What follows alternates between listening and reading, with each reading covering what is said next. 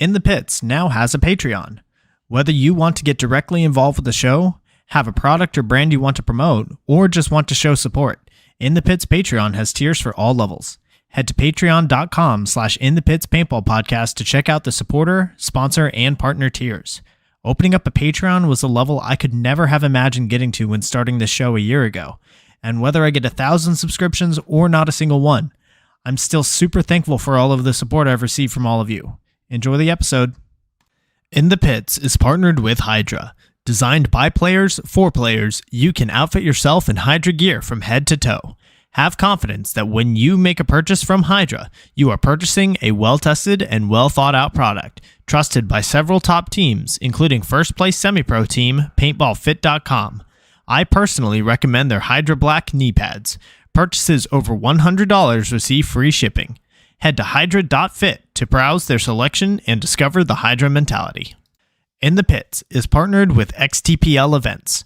The Extreme Tournament Paintball League is a series put on by the Lukow family of Paintball Fit fame that gives the opportunity for players to learn and grow together as a team. 3-man, Challengers and Champions X-Ball, Draft Mech X-Ball, and even Youth 3v3. There's something for everyone at XTPL. Not to mention prize tosses, raffles, and the infamous paintball munching contest. Events happen throughout the year, and the prizes never disappoint. Sign up for an XTPL event today on PB Leagues. In the Pits is partnered with Skull Monkeys Paintball. Equip, engage, excel. In the Pits is partnered with BEM Wraps. Behind every mask is a unique and creative player. Tap into it when you order your next custom headpiece.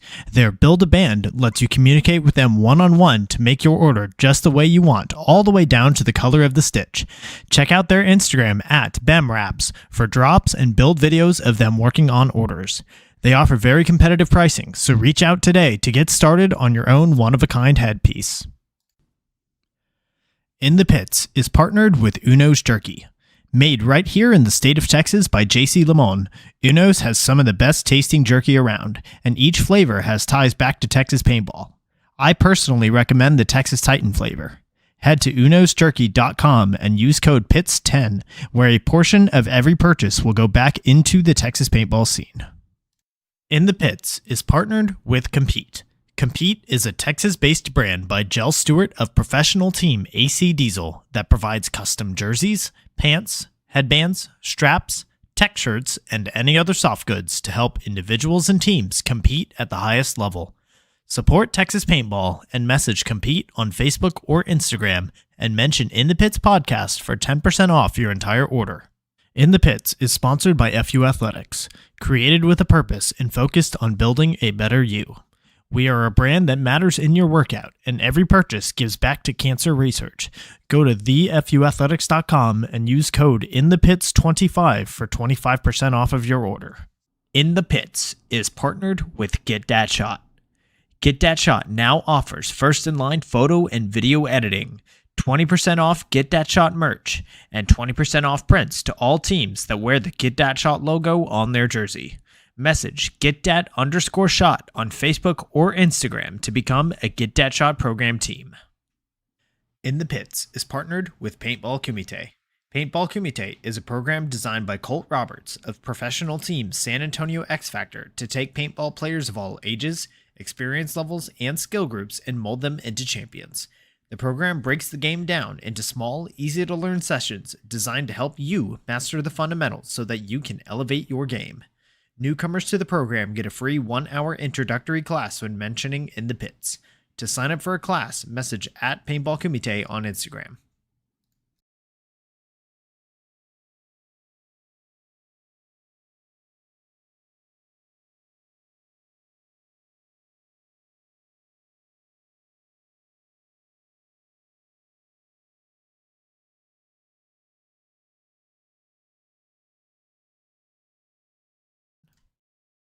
What's up, everybody? Welcome to episode 52 of In the Pits Paintball Podcast. This podcast is focused on everything that has to do with the paintball scene here in Texas, from professional players and teams to new divisional players, coaches, field owners, Texas-based brands, even photographers and videographers. Every week, we'll have a short and sweet episode with a new topic and a new special guest. I'm Christian Smith, and this episode is the 1-year recap. It's the podcast birthday. So happy birthday. Yeah, we're celebrating. We're going to be, appreciate it, everyone. We're going to be celebrating everybody that's come on the show before, and also get a little bit of a preview to this upcoming NXL event. So first off, I just want to say thank you to everybody that's listening in. Thank you to everybody that's joining us this evening. Thank you to anybody, even if you're not available to join us. Thank you if you've ever been on the show. It means a lot. I'm just adjusting the overlay here, but yeah, we've come a long way from, episode 1 with Colt Roberts, and now I feel like in this, over the course of this year, we've really done a lot as far as getting to feature a whole bunch of different people within the Texas paintball scene. So yeah, let's get started. So I guess the right of first question goes over to let's see, who of us, I want to say Enzo, Niles, you're the senior rank here, having been on, I think, episode 5. So Niles, let's start with you. How have things been with the Texas Cyclones since you've been on? And then just kind of looking forward to this event. It's been good. Getting the opportunity to go bump up to semi-pro has been a lot of work, which we expected it to be, but it's been a lot of fun. And we've had a lot of people that support us along the way.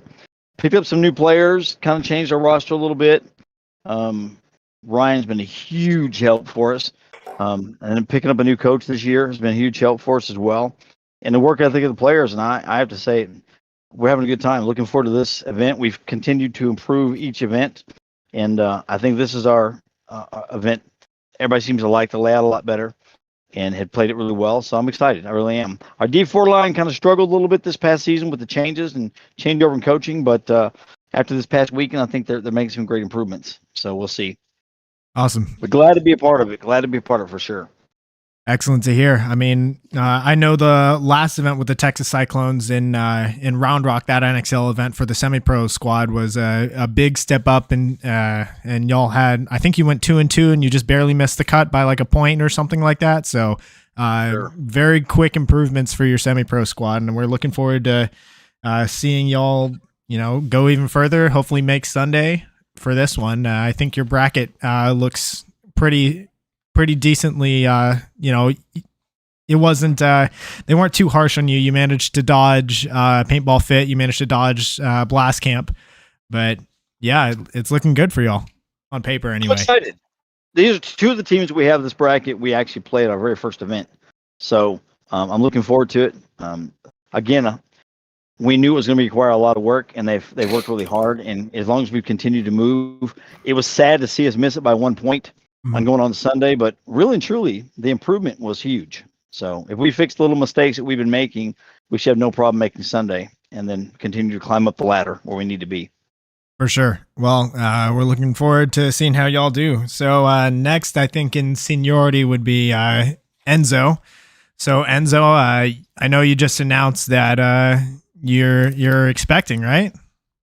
Yeah, due in November. Little baby Enzo on the way. Awesome. Congratulations. Awesome. Yeah, thank you. Yeah, what's the due date? November 19th, right after the season's over. Timed out perfectly. Yeah, better go have some fun at Cup while you still can. We're due like the week after Cup, so I don't think I'm going to Cup. Yeah, that's a little bit closer. Come back to an empty house. Yeah, so Enzo, how about you? How's it gone for Austin Hypnotics since your episode back in, let's see, episode 8? Yeah, long time ago now. While ago. Yeah.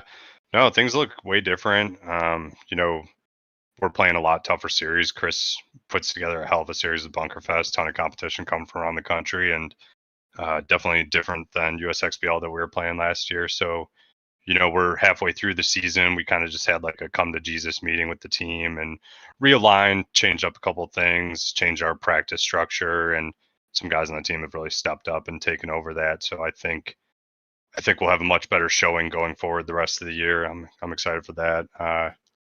But yeah, and then just, I've personally just things I've done with the team, because I do almost everything on the back end of it. Niles, your episode was pretty inspiring for like just how you manage your team and the sponsorships you brought in. I haven't had any luck yet, but I've got a small army of guys working on sponsorships now, and we'll see what we can get by the end of the year. But yeah, Feel free to reach out anytime you want to. Feel free to reach out. Cool. I appreciate that. I got some good ideas. Yes, sir. Yeah, glad to hear that you were able to take that from Niles' episode. And Niles' episode was actually the one that I'm like, if there's an episode that you want to listen and learn from, I feel like Niles has like some of the more unique perspective as far as people within the Texas scene and running a team and things that they can learn from. So I'm super happy that we were able to do your episode so early on, Niles, and that was really cool. I think really beneficial for everyone listening. So one cool thing I wanted to give you a shout out for, I told you this earlier, but I actually, when we did try, because my episode was like towards the end of the year last year before we did tryouts for Hypnotic, I actually had one guy, Dan, join up because he found out about us through listening to In the Pits, and he hit me up on Instagram and came out to our tryouts. So that was kind of cool. It's awesome. That is great. Yeah, love to hear that. So let's see. I think gotta figure out who's next. Oh, I think let's see if I think Chris, you're actually the next one up as far as seniority here. Really? Yeah. I know I was one of the first to come on board. Yeah, Chris, you were episode 18. So if anybody, any of our guests here, if you just happen to know your episode number on the top of your head and you're sooner than that, please correct me. Let's see. I think you're the next one up, Chris. So Bunkerfest is obviously in full swing now. We did your episode back in, I want to say October. Yeah, this is before we started everything. Yeah, you were in the middle of making your Halloween costume for that. That's right. I was working on my thing. I was working on Oogie Boogie. I actually had fun. Like, it sucked because I couldn't get the mask I made for that when I was working on that episode. It broke. Oh no! While we were out trick or treating. So, but the suit looked good, and that's something I got to work on because I'm going to try to do it again this year. Gotcha. So, how did? First, how was the Halloween party, and then how's it been for Bunkerfest since then? Halloween party was fun. I love Halloween. Halloween's probably my second favorite holiday. Right, and I'm kind of partial to it. So I actually look forward to Bunkerfest because we're going to have like a spooky theme for that event. Overall, Bunkerfest has been phenomenal. We've had a really good turnout. We had this kind of a joke is that we've made our Met goal of growing Texas paintball in less time than we expected it. And we kind of get to have that feather in our hat, if you will. Without boasting, but it's like, we've changed the entire landscape of Texas in realistically less than 6 months. Every league now is trying to do bigger and better things. So to me, we're, we made that metric happen early. And now it's just like, the combined goal is to continue to make this as big as we can for as long as we can. And if we're able to do that for however long we get this opportunity, then I think, it's good for the players and it's good for everybody else involved in the state. So, I can't, I already say I can't have a better reward than that at the end of all of this. Mm-hmm. So, yeah, well, I know the Titans have enjoyed participating in Bunkerfest with all of our lines. It was really special to see our D5 line win the very first one this year. Yeah, you guys have been doing really well. Same thing with like the Hypnotic lines. It's good to see. What I'd like to see too is like there's all these camps are starting to grow like really big, and like you'll see like Houston Zone. And this next one they've got 4 teams. All these camps are starting to grow, and then they've got somewhere to play at every division instead of it just being, okay, well, we can only put in 2 teams in this division or whatnot. Now that we have a place for everybody to play. So like Zone, they've got kids in the 3-man, they've got 5-man and X-ball. So they're playing all of it, and the longevity of that is what we want to see. So players have somewhere to grow and play into, and not get forced out or feel like they don't have somewhere that they can go go and play and then compete and do well in. For sure. Yeah. And we love the response that from the rest of Texas. I know that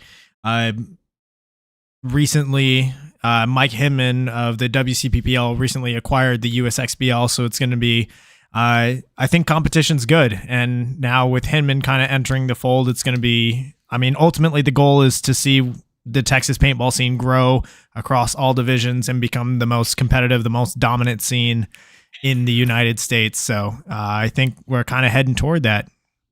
Yeah. So let's see, next one up in seniority here after Chris, I believe, is Hector and Rolando. So boys, how are y'all doing? Doing good, guys. Awesome. So we had Hector and Rolando on the very last one of 2022. Was December 28th. Was their episode, I think. Or no, December 1st. No, November. Sorry, I've got this whole list here. November 30th, and it was posted December 1st for Hector and Rolando. So, boys, how's it been for Balls Out since y'all's episode? Y'all have had a pretty strong season so far, it seems. Yeah, we've been doing well. We got to compete in the first USXBL event in San Antonio, and we've been going over to Bunkerfest. Loving the Bunkerfest series. Like the changes that are happening in the Texas scene. We love the prize money going up. We all like that. So we'll be playing the next USXBL San Antonio, and we'll be finishing up the Bunkerfest series. So I think we're ranked like 5th in Bunkerfest overall in the D4 division. So we've been doing well. We did better this last event than the previous one. So we're in there. That's awesome to hear. What I'm loving is like across the board, like all the top teams are within like a couple of points. So realistically, like this event's going to be really crucial. And then at the last event, we still have the double points, but you have teams that are all within, like Vipers is like 2 points behind and they're sitting in 5th, but one win or a step above and like they'll be able to take the series. So it's going to be good to see a lot of these teams fighting it out over the next couple of events. That's the beauty, I think, of having divisions that are so big. Like even though Notorious won the first two, because there's 40 teams in Division 4, the spread really isn't that big. Same thing even in my division, Division 3. There was like I think 13 and then 15 teams or somewhere ballpark. And even though Titans have finished middle of the pack both events, we're still not out of it yet. Yes, we're probably going to need some help at this point, but especially if we close strong, it's still possible. So I think it makes a series a lot more exciting when the divisions are that big and the point spreads are that small. Yeah. I mean, that's one thing I was looking at it like from the bigger part is like, I didn't want guys just to quit mid-season because I've been in that spot where like, well, why don't we just go play something else now? Like we're not going to be in contention for the series. So it's like, for us, we're looking at, okay, well, let's make it so there's something big for first or something big for second. And even if like you are, going to be not able to win the series, you still have an opportunity to do something and not, just kind of phase out. Mm-hmm. So. For sure. Let's see. So Chris, we actually have a question for you from Brandon Ortega of BEM Raps. He asks, would there ever be a Bunkerfest outside of Giant Party Sports, particularly either in San Antonio or in the Austin area?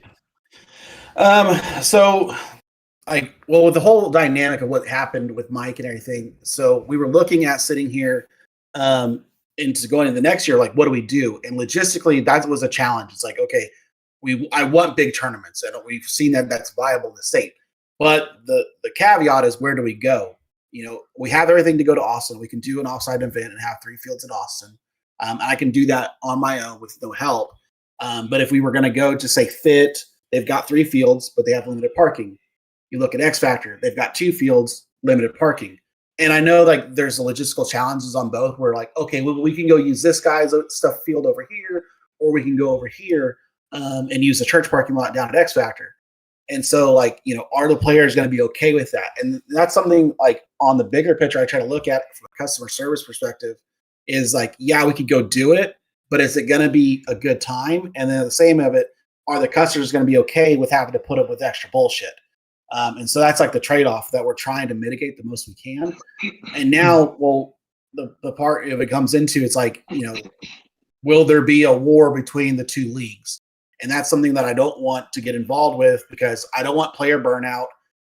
There already is really secular camps inside Texas that it's hard to break into because they feel, jaded or whatever the case is.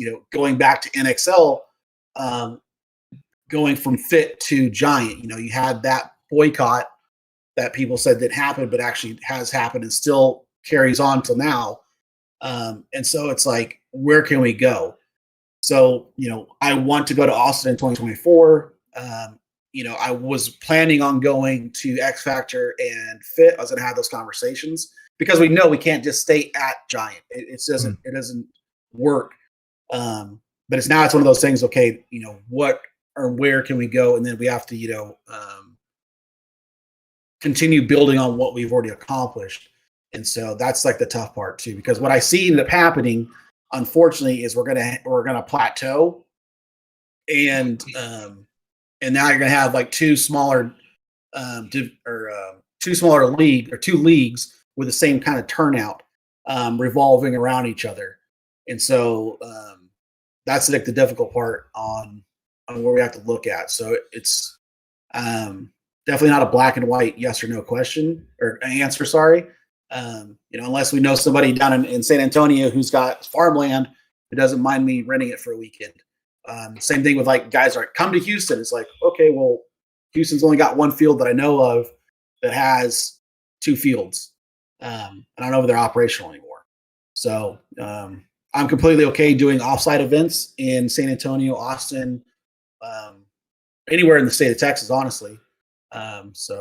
It's just one of those things, like we can do it. We just need somewhere to go and do it. And this goes in like the same problem you have with the NXL, where it's like you have this massive footprint, but where can you put the massive footprint to be able to facilitate all the necessities? Where do we put 40 vendors? Where do we put, 1,100 cars?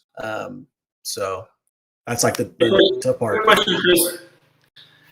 Back in the day when Mondo from Animal Paintball was running Bunkerfest, he had it at a field there in San Antonio, out in Elmendorf. I forgot the name of the field. Does that place exist still? Do you know? I don't believe so. And Ryan would be able to tell you. Yeah, it's called Crossfire Paintball, and it's been gone for a while now. Okay. So like I'm totally cool with like finding open land. Like I know I can go to Weatherford, Texas, and rent out a place down there, but it's in Weatherford, Texas. Are people going to be okay driving, to the BFE? We want to go back to the same place that Austin event was at. I think you should just do all 4 events in Austin next year. It's something, we look at. It's like, I know for sure Giant will be Bunkerfest's home, regardless of where else we go. Somewhere closer to us would be awesome. What's that? I go somewhere closer to us would be awesome. I know. I definitely want us to go south. Like, I know we have to go south. And so like what we were kind of looking at was like, okay, we'll do our opening event in Giant. We'll go to Austin, we'll go to X Factor, and then come back home. And that's something we still want to look at in 2024, along with the other things that we have planned. But at the same time, now we have to, look at the new dynamic of, okay, where are players going to go, the offset of the scheduling for everybody, so that we don't have player burnout. Because that's something that I really look at is all the events that are like back to back. Can your player base sustain, 3 events like XTPL, USXPL, and now us? Can they do that 3 weeks in a row? And then, take a break and then do it all again? Most of the teams can't do that. And so that's something like, I really have looked at and tried my best to offset. And, and I don't think a lot of people understand that. They say, oh, I can do it. Well, you're not everybody. And when everybody is, 1,500 people, I mean, it makes a big difference. So, right. Oh, it looks like we got Andrew Howe joining us. What's up, Howe? What's up, guys? So, what we are doing right now, Howe, we're just kind of going down the list in terms of seniority. As far as, when everybody's episode was, just kind of checking in, see how things have been for everyone since their episode. And this is a much more low-key thing. We're just trying to celebrate the podcast birthday, celebrate everybody that's been on the show. So Awesome. we just finished with Hector and Rolando. So up next is Ryan Gray. So Ryan, the last time we talked to you was right after y'all won the semi-pro series, won your pro spot, and since then the Austin Notorious and Austin FSU in Europe have played a couple of their events now. So how's the season gone for you so far? Yeah, kind of like I anticipated it would. It's been a real struggle. You know, I kind of mentioned in my episode, I had planned to have another year in semi-pro to work on developmental and communication things, and you know, we didn't get that. Now we're doing those same things. We're just doing it against the best teams in the world, and you know, a little mistake in pro is a giant mistake. You know, and 1 point is a big deal, especially with the way the layouts have been. You know, when you're only going to get to play 6 to 7 points, you know, 1 point's a big deal. So FSU in Europe, you know, we missed the cut by 1 point. There was a team in the bottom pool, and I've never seen this in my years in paintball, but their point margin was negative 4.75. They won 1 point the entire tournament. So both wildcard teams came out of that pool, of course. So I went right over to Tom and I was like, hey, I know you're not going to fix this today, so it's not going to benefit me, but I want to, as like a fan of the game, this is not a true representation of the best teams, because the 4th seed out of this team is going to go play on Sunday and get the shit beat out of them. That's like almost like what happened with who was that? Went 3-1 and didn't make the cut.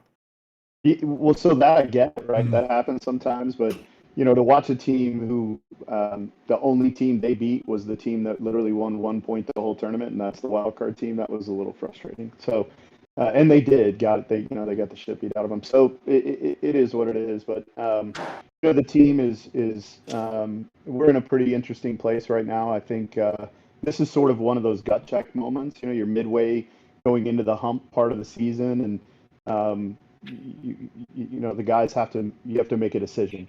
Either you want to continue to work really hard and try to get through some of this shit that we knew was going to be really challenging, or you have to be replaced, right? And I think the majority of them, our practices leading into this event were really focused. So I'm prayerful and hopeful that you know, we have a great event. But nonetheless, I do want to touch on a couple things really quick. First of all, I just want to tell Chris, I think you're doing a kick-ass job. You know, I've been talking a lot about Bunkerfest, kind of traveling around. I was wearing my Bunkerfest hoodie even up here in New York for practice, and I had a few people asking me about it. And what you're doing is not only growing Texas paintball, but you're growing the region. There are teams that, you know, there was a team out of Oklahoma Senate who was basically, they were gone, you know, they had gone away, and they got back together just to come down and play Bunkerfest. So you're not just impacting Texas paintball, you're impacting the whole region. And you know, doing it in Dallas, you know, you have a major airport there. It's really easy to get to. It's, you know, it's pretty inexpensive to stay there. I will say, for the guys down in the valley, you know, we used to do with PAX and PMI and other tournament series. We'd come down there and do like an event. San Benito, there was a huge piece of property we rented down there. We would do it right around spring break time, which, by the way, was really stupid because it was impossible to find places to stay. But it was a fun party, you know, it was a good party. So there are really fun places to try to get things to work down there. But the other thing I wanted to tell you, Chris, is you know, I respect the fact that you're thinking about all these other tournament series and wanting not to step on toes and that kind of thing. But the other side of it is, I would tell you, who gives a shit? Just be you and keep doing what you're doing. And I think, you know, let the players' wallet share dictate what they want and what they like. And I think, you know, thus far you're seeing the fruits of your labors and making those decisions to best support Texas paintball in the region. And I would, you know, without sounding too much like an asshole that I am, you know, fuck everybody else. Be you, pal. You know, just keep being you and do what you're doing. And I think you're going to continue to find amazing success. Appreciate and that. Also, Christian, congratulations, man. Happy anniversary. This is it's a cool thing that you're doing, and it's really needed. You've told some really neat stories. I I went back and listened to Daniel's. I've known Daniel a long time, and I went back and listened to his. I didn't even know he was a professor. So it's really, really cool, all the stories you're getting to tell. So thank you for what you're doing and all you have done, and I wish you great success moving forward. Thank you, Ryan. I really appreciate that. Just look at all the different people that we have in this call right now. We've got divisional players, team owners, field owners, pro coach. We've got the head ref of the NXL, like all sorts of different people, all sorts of different stories just in this call right now. And that's just a fraction of all the stories that we've been able to tell. I think that's kick ass that you've been able to do this for a full year too, man. Yep. Good shit. Yeah. It's that's the one thing that I've said is like, okay, I can be proud of this is not missing a week. Just being able to go 52 weeks straight without without missing an episode or anything like that has been a struggle, but I think it's been well worth it. So yeah, even if like you had a couple of cancellations through the year and you're still able to pull it off last minute and get somebody in, so I think good job, man.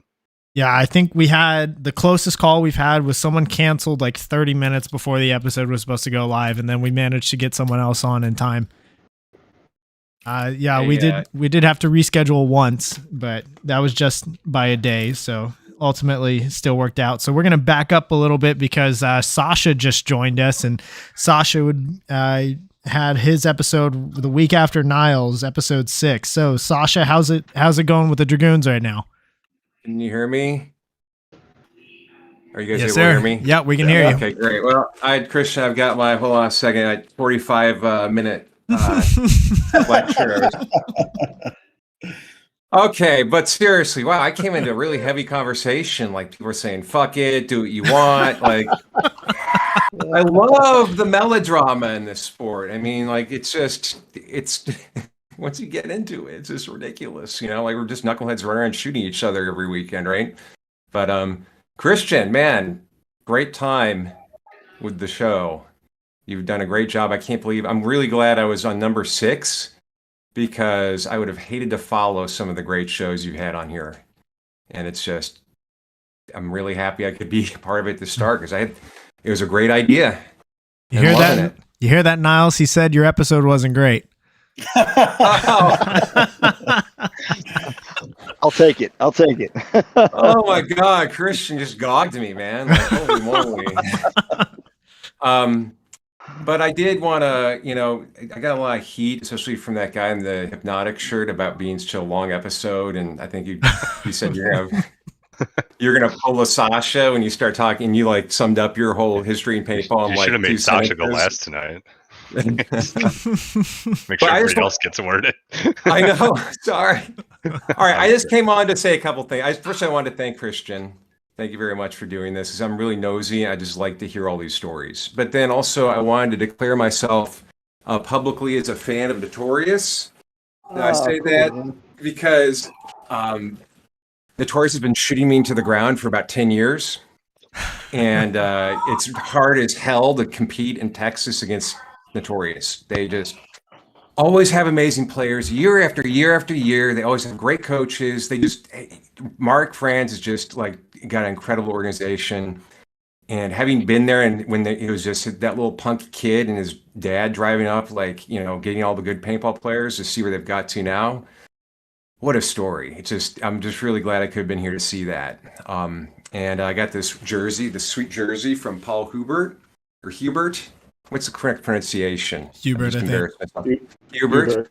Because I'm fixing all these, like, he just threw all these old guns at me, as you know, Christian. Like, I like to mess with old, like, that. And I just love this jersey. And I love the fact that I can rep Notorious. I'm just really hope that they do great in the pro. And I'm looking forward. The best thing about that, I think, organization is they just have a great ladder for kids that want to play pro. Like, you can do it through that organization. I think, like, that's something, like, that's really good, too, is, like, seeing a pro program legitimately like grows the area, like, and you see that like with like Seattle Thunder and those guys in the Pacific Northwest, see down in Florida. Like if there's a pro team, typically it reverberates and you see more kids coming because they can see something identifiable that they want to achieve to. And it's good because Mark's got such a deep camp now because of that. That's a really good point, Sasha. Oh yeah, especially when those players, I'm like, wait a second, those guys were playing on my team in Division 4 2 years ago. like seeing them make the journey is like inspiring for the rest of us. We're like, okay, when's the next pro team out of Texas going to happen? Just, hey, it could be us, could be any one of us really. So it makes the grind even harder. I just want to jump in. The other side of that is the opposite. They've just been crushing, instead of being my teammate that you're playing with pro, they were crushing me on their side of the field the past like 5-6 years. So it's a different perspective. Like part of me, you want to be competitive with them. I think everybody knows that you want to beat that team, right? But at the same time, like it's so great because the opponent makes for the competition and it just pushes everyone up and it's great. And it's just, right now, I just want to say, like, Christian, one great thing about you doing this is that right now in Texas is a like legendary time for this sport. Like Texas, I always heard used to be sort of on the butt of the joke, like the excessive movie. They say they taunt that kid that there's a spot open on Texas Storm. You can go play in Texas Storm, right? Like that's not a joke anymore. Like no one's going to be like, yeah, go play for that team in Texas. Like if you go play for Notorious, like you're playing with a competitive program that's a feeder from the best athletes coming out of the state. I owned Texas Storm, and the reason he said that is because we beat their ass from the tournament before. I love it. I love it. I love hearing that stuff. Yeah. Love it. All right. So next on our seniority here is my good friend Dylan Strickland, who's the owner of the Texas Titans. Right. So Dylan, how's it been with the Titans since your episode, which was all the way back on October 12th? Long time ago. It's been great. We've seen a lot, both in the program and also with divisional paintball here in Texas. Lots going on. Chris has done a great job with Bunkerfest, and we're all very, very excited to be playing that. It's really motivated the guys to have a series that's taking care of the players as much as they are their prize incentives and stuff like that. So it's been really great to be a part of that. And then, like a lot of you guys have been saying, just to be in Texas at this time, and to have a teammate like Christian who's making impact the way he is, like all of that really culminates to being something that we all really look forward to being a part of, and like just something that we are all very excited to just keep moving and keep the team going. But yeah, Texas Titans are going strong. We just finished up our Division 4 tryouts, trying to get that line back together. We are going to be sending the line. I think we actually just secured payment today, so super excited about that. And yeah. Yeah, one thing that's been cool. So me and Dylan have kind of, I've been helping Dylan out running the Titans, and the thing I think that's been a really big like indicator of our success is like how consistently good our Division 5 teams have been for the last couple of years now. Last year, our D5 team won the series title in USXBL.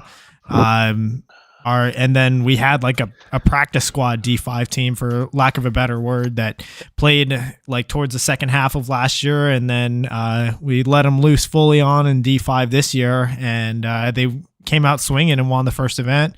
And then they got third at NXL Round Rock. So yeah, they've done great. Yeah.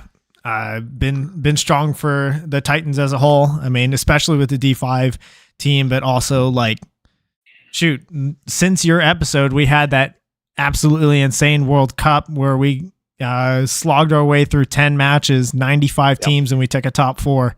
So looking strong for the program as a whole. Yeah, a lot of fun. Great memories. Let's see who else just joined us. Oh, is that T? What's up, T? What's up, baby? Is that Niles chilling on the bus down there? What's up, brother? What's up, brother? See, What's up, Enzo, Enzo got the whole hypnotic theme behind him, man. I came prepared.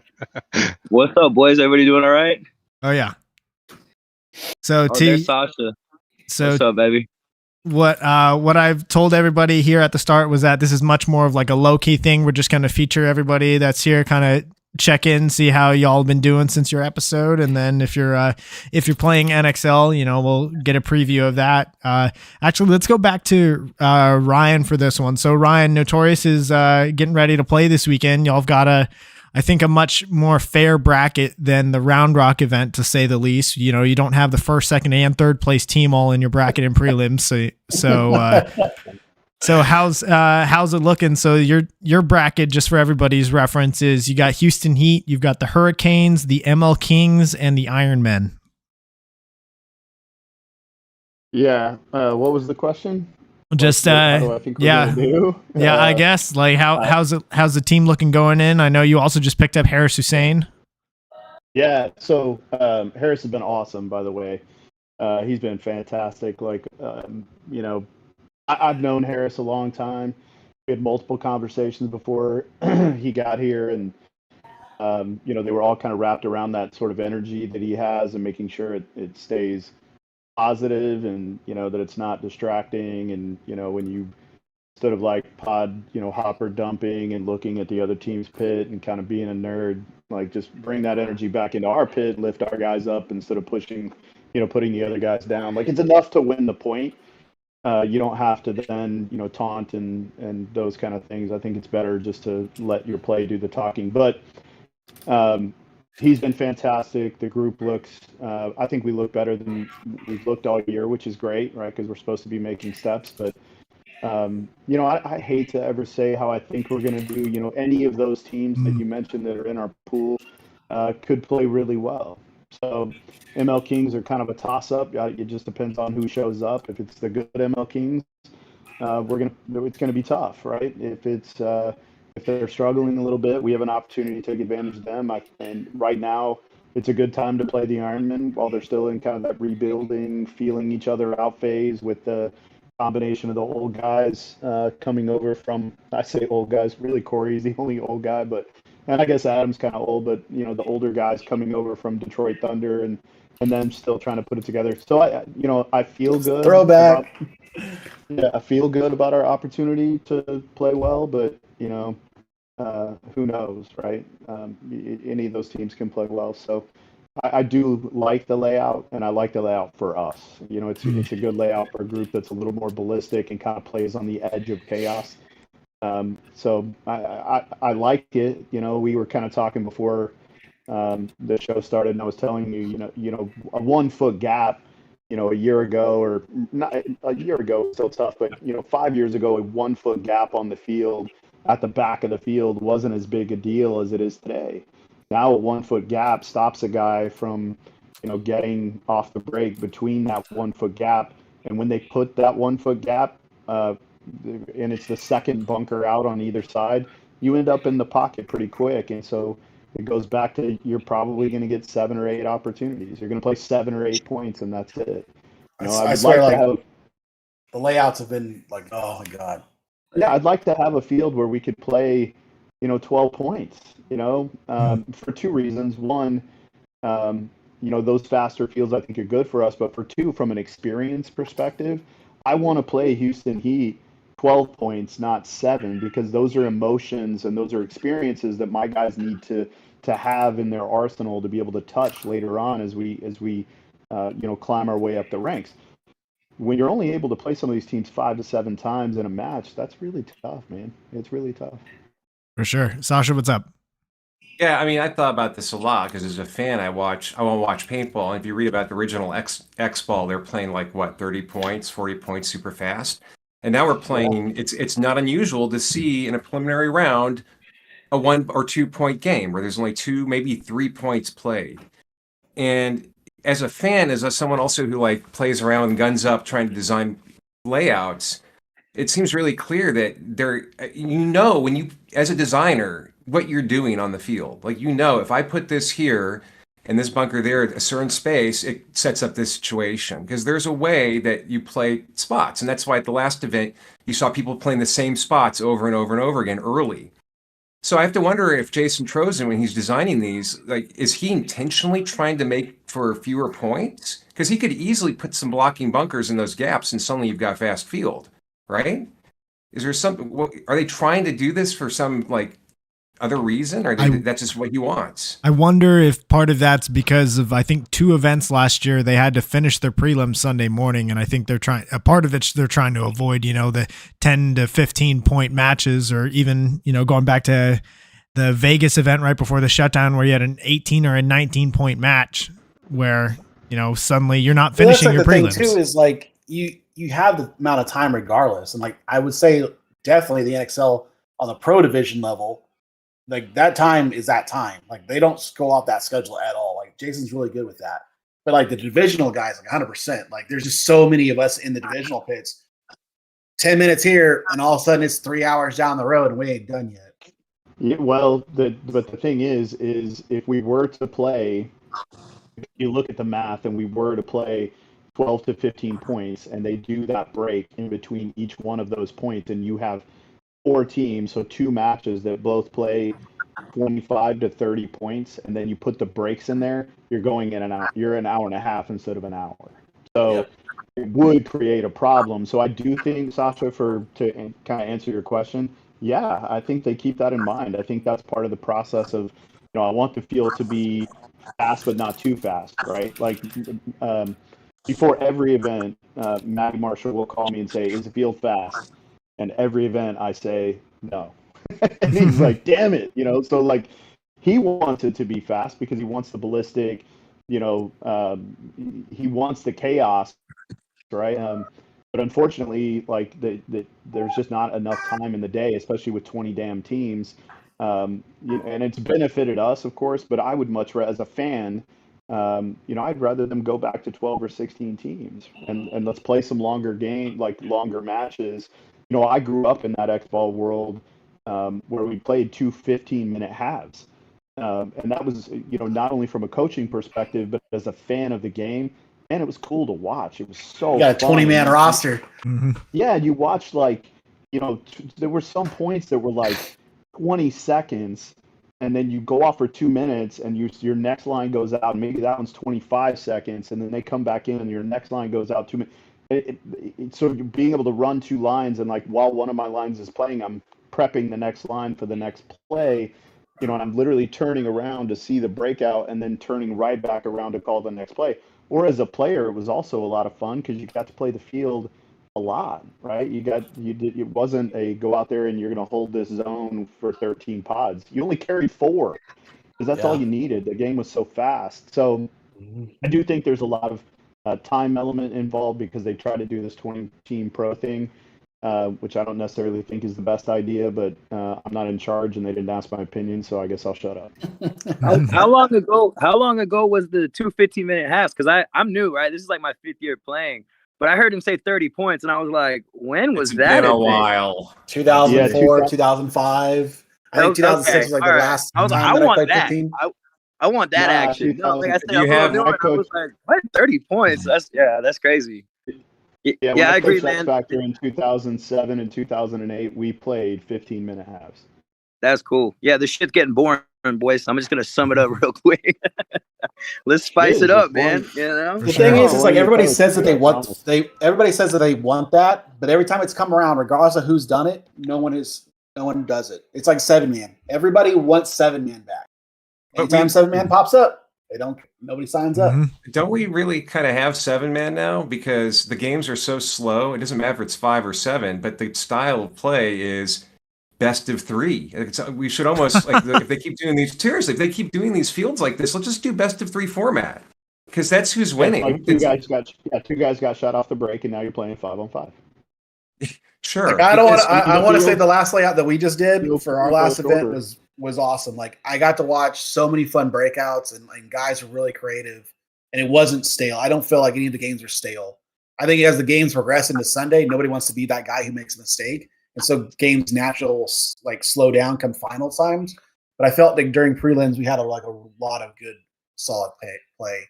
Was this also the NXL or Bunkerfest? That's the other side of what's happening in the pros too, is because we're playing so many less points, is that even in the preliminary rounds, that 1 point, that one mistake is so critical that guys, they instead of watching that Chris Lasoya, John Richardson, amazing move being made that is incredibly creative, that's a roll of the dice, and what you didn't see is it failed 2 other times when he did it, but the one time you saw it, he did it, right? Yeah. You don't have that anymore because guys are afraid to do it. If I screw up and I lose the point from my team, we only get 2 more chances. You know what I mean? So, the Hurricanes, right? Like they came in the league and immediately started doing well because they're playing that careful game of crossing up zones, right? Mm-hmm. So that's the Ryan, dominant style. Are you still in Europe? What? No, but I haven't been home yet. But I'm in Philadelphia. Gotcha. So here, let's move this along. So our next person in seniority here is Alex Agosto of TKO Texas Knockout. Alex, I know your team has been boasting some wins in the youth division so far. So how's it gone with TKO this year? TKO is doing well. So all of our divisions, actually, we have first places now. Our youth division in particular, they have 2 first places, 2 in Bunker Fest. The first one was really dominant by them. The second one, it was really close. They actually almost didn't make it out of prelims. So the youth division definitely is picking up. So Bunker Fest has been real good for youth.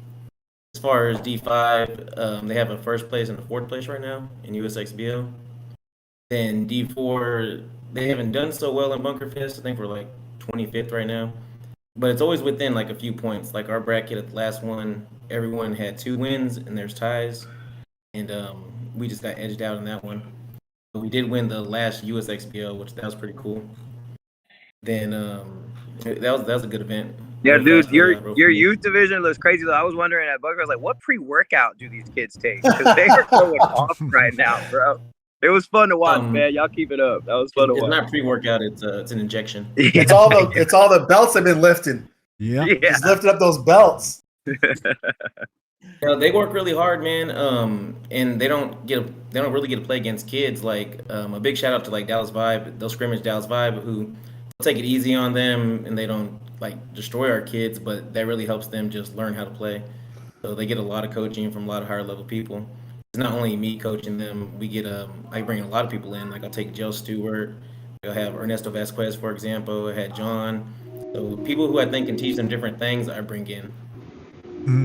And so for one of the events, you had Thomas Taylor's son guest with y'all, right? Yes, the infamous kids came in. They played 5-man at the NXL. So that was our kids' first time playing 5-man. And they did fairly well. It actually went all the way to one-on-ones to go into. They had to play overtime one-on-ones to see who would go to the pro field. And unfortunately, we lost that one, but it was very competitive. Well, still, that's awesome that y'all been doing so well for the youth division. I mean, it's exploded this year. I mean, shoot, Chris, you said that the youth division signups sold out in like 2 minutes or something like that for this upcoming event.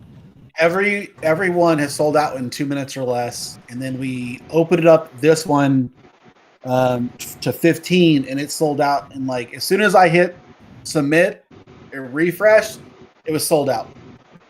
So the awesome. Youth, and it's great to see that the kids are.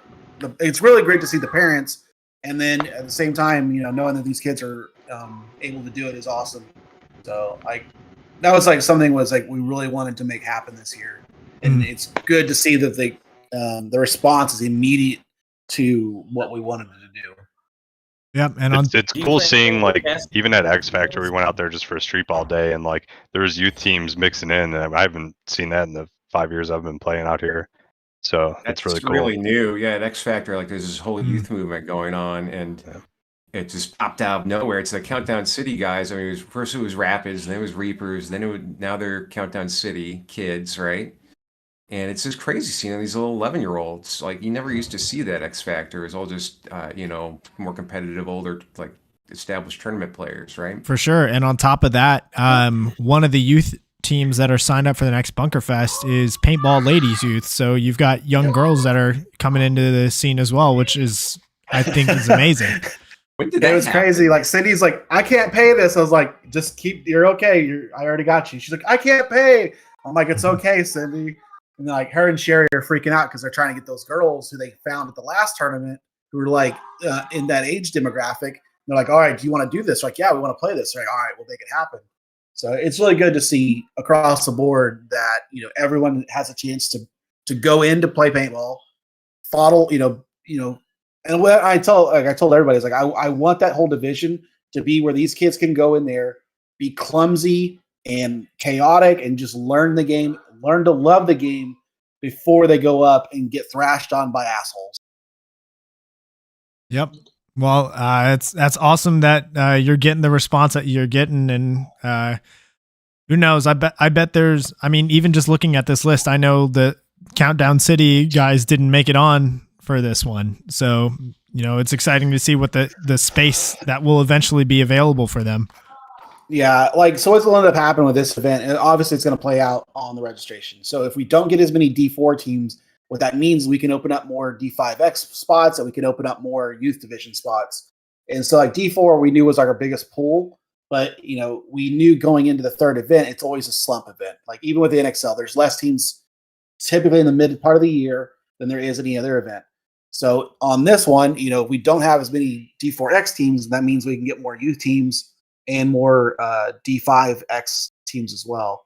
So, because they're there, they want to play. They keep emailing like, "Hey, open more spots." I'm like, "Well, I gotta wait for my X-Ball guys." For sure. So yeah, moving on to our next guest for seniority is Professor Daniel Gomez of Texas A&M University. So Daniel, I saw that at the NXL event, Texas A&M had their D5 team in there. So how's it been going over at the university? Yeah, they've got a pretty new team playing, and so classes are doing great. We've got 4 classes that are all full. We teach about over 100 students a semester, and so we're exposing a lot of new people to paintball. Last semester, I brought in Haley from Destiny to do a little clinic. She taught part of my class. She did a presentation with our Huffine Sports Institute, and then she did a play day with us, and so it's been doing great. And that's awesome. 100 a class, 4 full sections of paintball per semester, and you're. Go ahead.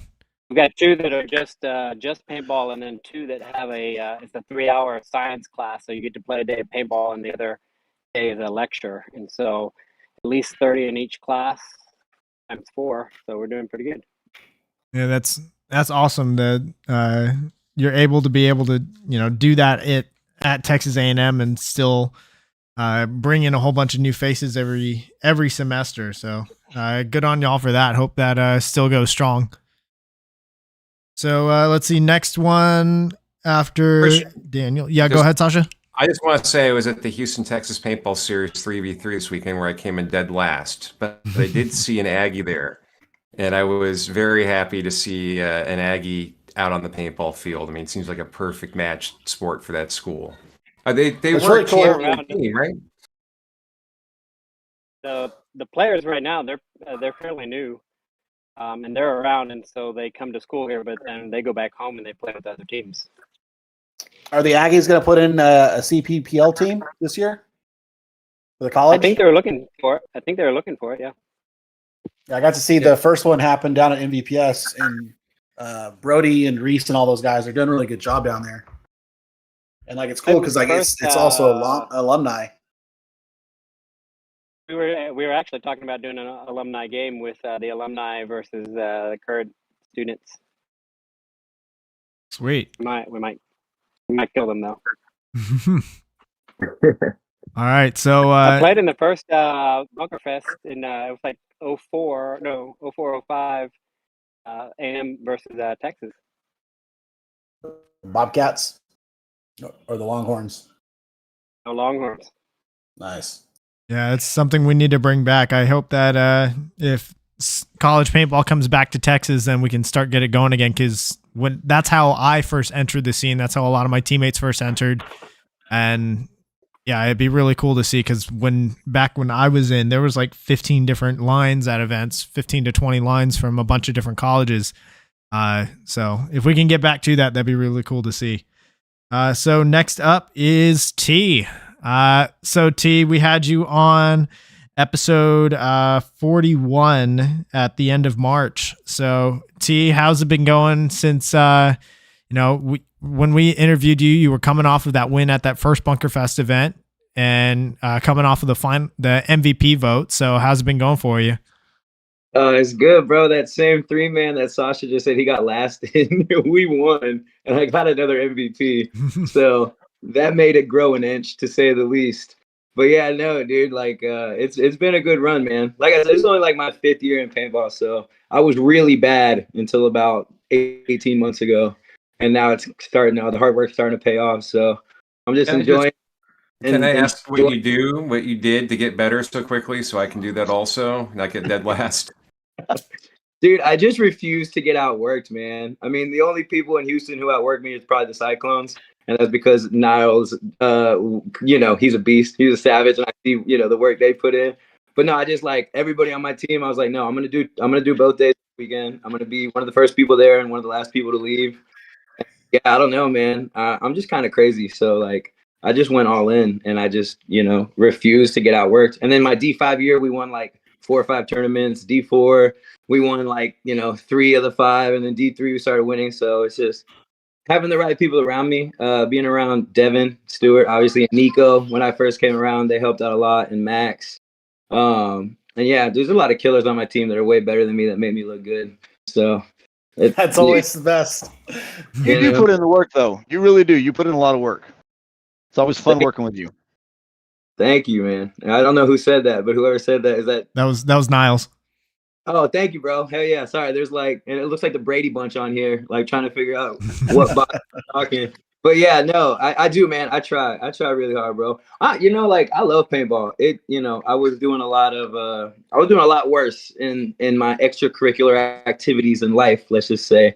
And I traded out some of the fast life and the partying for waking up at 7 and getting to the field early. And, I'm very grateful for it, and grateful for all of y'all, man. Cause I'm assuming most of y'all are from Texas, if not everybody. And the Texas scene is crazy. So we're just blessed to be a part of it. And seeing, even the coach dude, I met him from Notorious, what y'all are doing is incredible. I love watching it. Big fan. I'm waiting for White Smoke to make the pro line, but besides, I feel like y'all are making all the right moves. Think you mean Gray Smoke there. What are they doing with semi-pro? I'm just blessed to be a part of the Texas scene. And we had a great practice with Hypnotic right before the last Bunker Fest, and then we won. So, it's just just grateful, bro. We have something really special going on here in Texas. We'll, and we'll see you boys next month too. We're making the drive out there. Yeah. Get that practice in, man. I'm excited, bro. I'm just excited for everything. I'm in my 30s, bro. I don't know how long I'll be able to go as hard as I'm going right now. So while I have the opportunity, it's just balls to the wall. And me and Sasha, I love you, dude. I know I bunkered your dude. You got mad at me because I shot him in the head. I want to talk about that actually, because I think. Oh no. I thought about that a lot. That tournament was really tough for me because I don't go to Houston, man. I haven't been to Houston since I went to Tank's 3-man series, right? The what was it called? Houston Rookie League. I used to drive down there.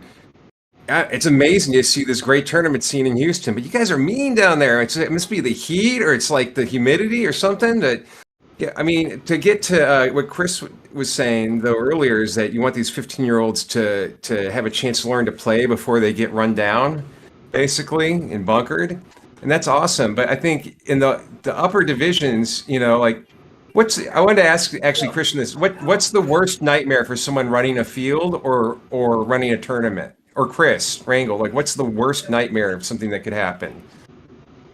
We had Bull try to die on me. So I had one, Bunker Fest 1. We had a kid get hurt on field 2. Exactly. Turn right around, and then I have Bull try to die because he doesn't want to respond or listen to his body.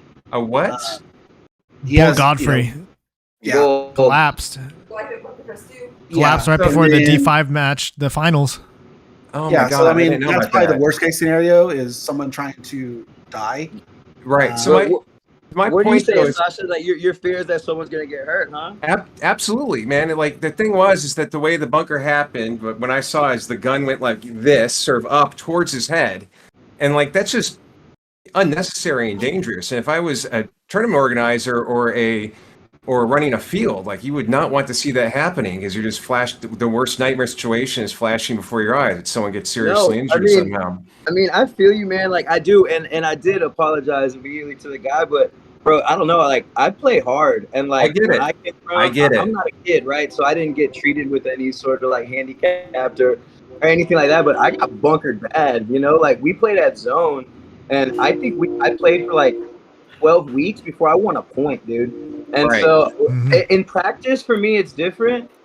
In practice, I'm not gonna go as hard. But if we're in a tournament and I'm coming and I'm running full speed, which is not fast, but I'm running full speed to come bunker you, I'm not worried about you on the receiving end. I have one job, and that's to shoot the shit out of you and win the point. And I didn't like go around aiming for his head, but I wasn't the biggest fan of your reaction, just because I'm like, man, that's a grown ass man. That dude looks like the Big Show. Like, he's gonna be all right. He was fine. Like, if anyone get bunker in the head and be fine, it's Trevor. I would have been crying on the ground. Are you kidding? Like, yeah. He just but like it was like what? I want you to know though, I didn't come around that tower looking like a mountain lion with just leopard speed.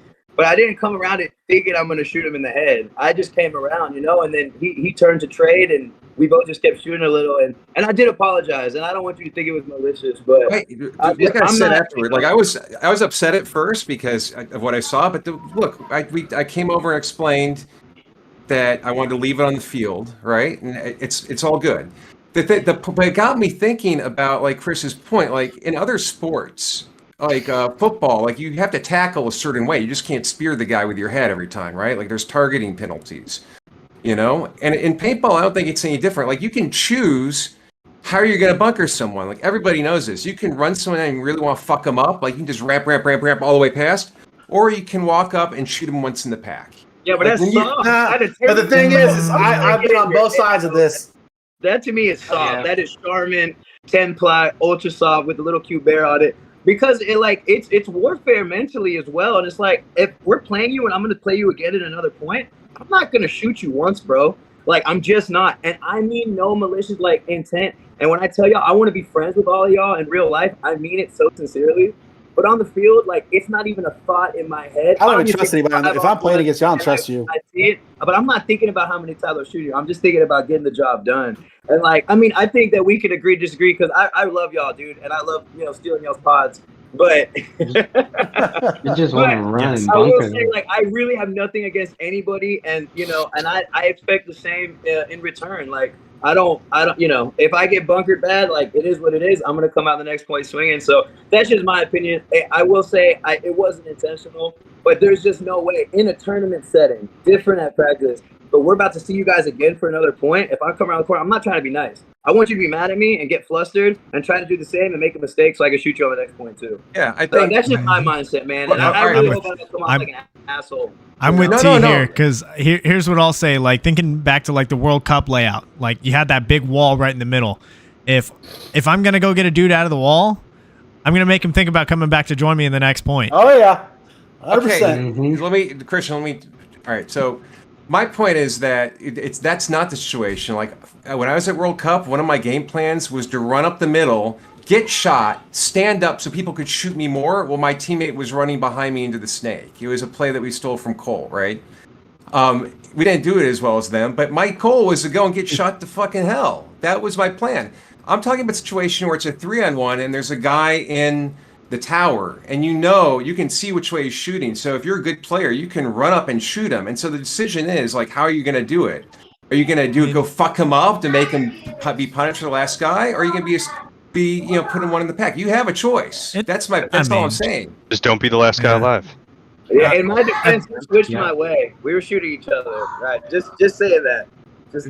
When you went to go to the bunker. When you went to go bunker the guy in the snake later and you shot that guy in the head, I was like, awesome. Yeah, I can't. That was fine. That was fine. You shot him twice. He's a snake player. He knows the risk, man. He's in the snake with his head down. Someone's gonna come shoot him. That's different. I did go immediately thinking about you, Sasha. The second I bunkered that next dude, I walked right up to him dude, I couldn't avoid his head. That's all I could see. I told you it was great. I thought it was good. All right. But that's different. I think we're gonna move on from this one. Yeah, let's move on. I'm bored with it. Bust out the hook. All right, so next one we're gonna back up to looks like who is that on Tribe? Episode 2, going back to the goodness, one of the very first episodes that I had. Looks like Zach Sears is on with us. Zach, can you hear us?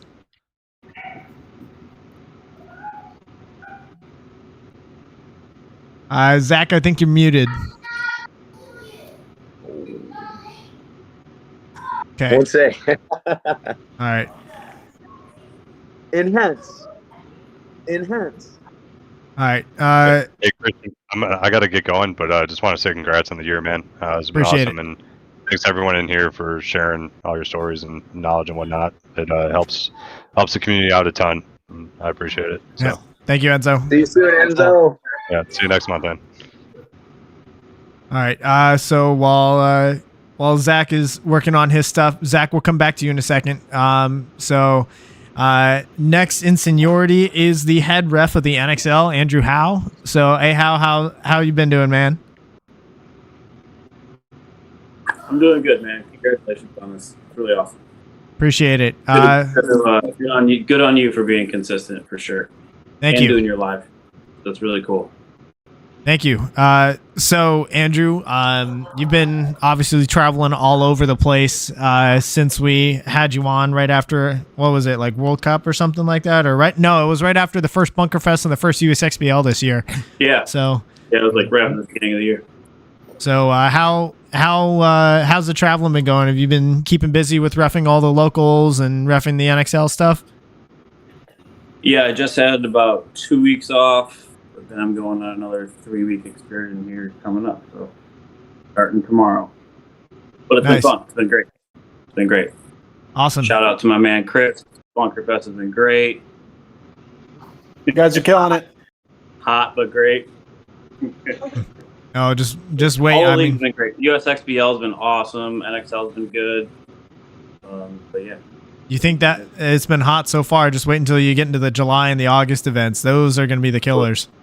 Yeah, it was just weirdly humid and, all that good stuff. You're not conditioned for it yet, like you get that first 2 events in Texas and then you're good to go.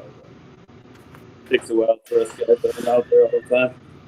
Yeah, just wait until it's 110, 115. The turf's reading 130, 140. For sure. Oh, I know. We're not going out to California this year to get another conditioning like that too. So, but yeah, I'll be out in Philly, then out to Texas, and then I'm going to Colombia as well. Sweet. So actually, I'll be on a 4-week. I'm 4 weeks. I'm going to NXL. Okay. Cool. So how's it been? Like, what's the process look like week of an NXL event? Like, when do you have to get in? Do you have to do any meetings or anything like that? And how do you go through the process of I guess where to stand and how to position everybody? Do you just kind of do it on the fly, or how's it work? Yeah, it's tough. It always looks crazy on paper, right?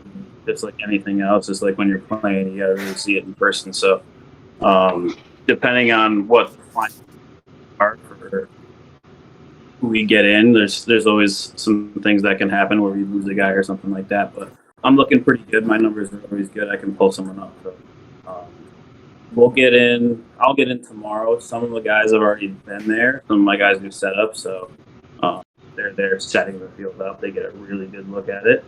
And then a lot of the guys will be at Texas, things like that, fit or area too, where they can get a look at the field before at practice or something like that. So, gotcha. As far as positioning and stuff like that, that's going to change because the field will change as the weekend goes on. We'll see what adjustments we need to make, but it's just really staying hydrated. Yeah, making sure everyone gets in and now all good. Mm-hmm. Hotels are top in Philly, so you got to make sure everything goes right, especially in that area.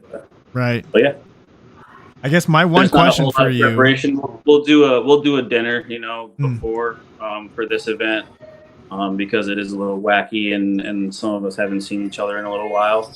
There's only a few of us that travel a lot and see each other consistently, so it's good to regroup and get a good team thing in before, which we've been bad at in the past. So,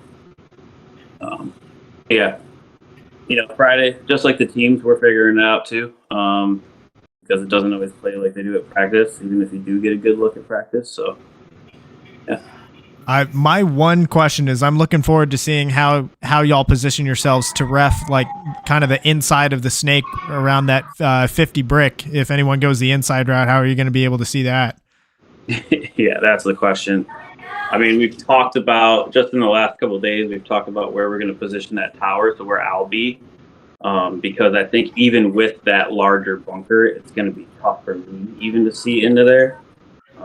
But if we put it on the other side, we position the lay-down ref. The lay-down ref might be repositioned as well on that side, too, to be standing up. Or in a position to make a call or getting in to make a call. So Oh, that'll be we'll see interesting. how it plays, Yeah, of course, they have the one spot where you've got guys that are one of two spots that you could possibly see a bunch of frequent bunkerings, and then they put the biggest bunker on the field there so you can't see any of it.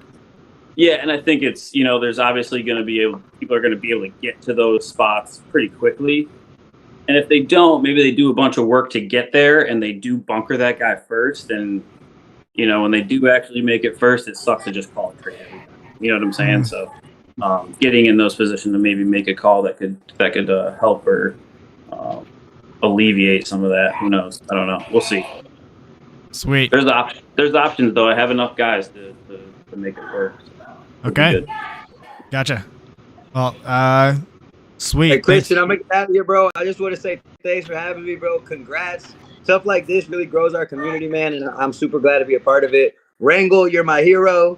Notorious, keep smashing. Niles, good luck at the next event. I love you, Papa. And yeah, man, nothing but love for Texas Paintball. Let's get it, man. Thanks for having me, Christian. Keep it up, brother. Yeah, appreciate it, T. Have a good one. All right, so I see, let's see, Zach seems to be having issues just hopping in and out, so we'll hop to our last one for now. Is our most recent episode out of this bunch is Gio. So Gio had the back-to-back MVP awards at the Bunkerfest events and at NXL and at USXBL. So Gio, obviously your season's been off to a pretty great start. I know at the last USXBL you were finally knocked off your thrones, but all in all, still been an incredible start to the year. So how's Notorious D4 looking right now? We're looking pretty strong, man. We've been just trying to put some work. I know that we're going to go to Houston as well to practice with the guys, with T, I believe.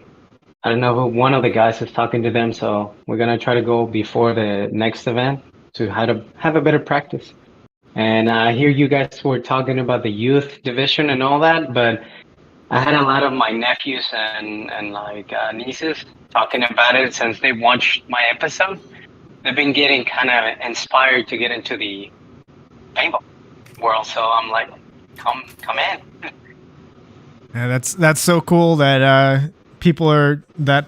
I don't know. I never envisioned that the podcast would have this kind of outreach. Like I know Enzo earlier, he said there was someone that joined Austin Hypnotic because of his episode. Like I'm like, man, paintball is a niche activity. Tournament paintball is a niche within that niche.